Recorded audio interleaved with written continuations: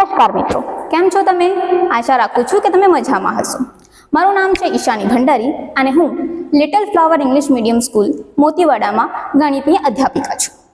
મિત્રો, આજે આપણે ગણિત વિષયમાં હેરોનના સૂત્ર વિશે અભ્યાસ કરીશું.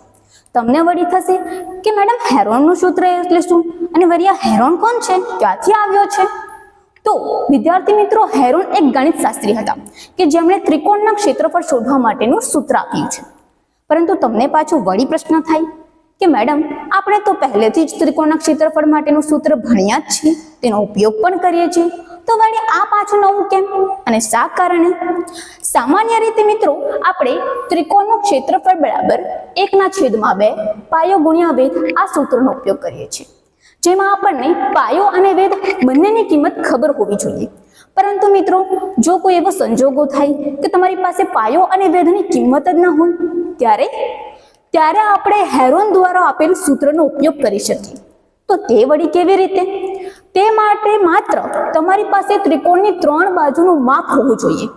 હા, તમે સાચે જ સાંભળ્યું છે. તમારી પાસે ત્રિકોણની 3 બાજુનું માપ હોય તો તમે ત્રિકોણનું ક્ષેત્ર શોધી શકો છો. છે ને એકદમ સરળ? તો ચાલો જોઈએ કે આ સૂત્ર કેવી રીતે બન્યું અને આ સૂત્રનો આપણે એક ઉદાહરણ પણ જોઈ લઈએ. ઠીક છે? ધારો કે તમારી પાસે એક ત્રિકોણ છે, ત્રિકોણ A, B અને C. હવે શિરોબિંદુ A ની સામેની બાજુને A માપ લઈ લઈએ, શિરોબિંદુ B ની સામેની બાજુને B માપ લઈ લઈએ અને શિરોબિંદુ C ની સામેની બાજુને C માપ લઈએ. હવે સૂત્ર શોધવા માટે સૌથી પહેલા આપણે અર્ધ પરિમિતિ શોધવી પડશે. તમને વળી થાય કે અર્ધ પરિમિતિ એટલે શું? હવે આપણને ખબર છે કે ત્રિકોણની પરિમિતિ એટલે ત્રિકોણની 3 બાજુના માપનો સરવાળો. તો અર્ધ પરિમિતિ એટલે ત્રિકોણની 3 બાજુના માપનો સરવાળો કરો એટલે A + B + C ભાગ્યા 2 કરો તો તમને અર્ધ પરિમિતિ S મળશે. હવે ત્રિકોણનું ક્ષેત્રફળનું સૂત્ર શું છે?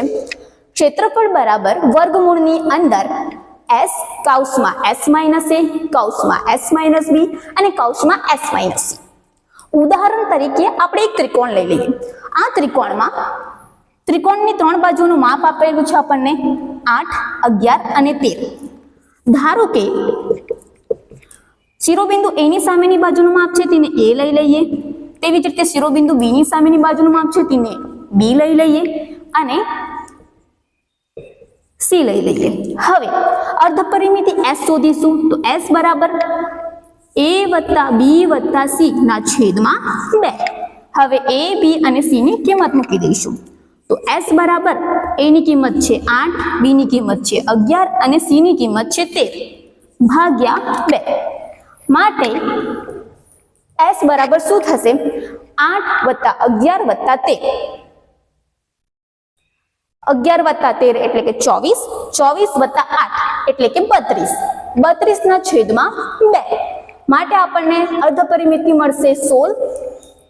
હવે આ સૂત્રનો ઉપયોગ કરીને ક્ષેત્રફળ બરાબર વર્ગમૂળની અંદર S કૌંસમાં S - A કૌંસમાં S - B કૌંસમાં S - C. માટે ક્ષેત્રફળ બરાબર વર્ગમૂળની અંદર S ની કિંમત છે 16, 16 - 8, 16 - 11 અને 16 - 13. હવે ક્ષેત્રફળ બરાબર વર્ગમૂળની અંદર 16 અહીં 16 - 8 એટલે કે 8, 16 - 11 એટલે કે 5 અને 16 - 13 એટલે કે 3. હવે તમે જોઈ શકો છો 16 એટલે 4 × 4, 8 એટલે 2 × 2 × 2 અને 5 × 3.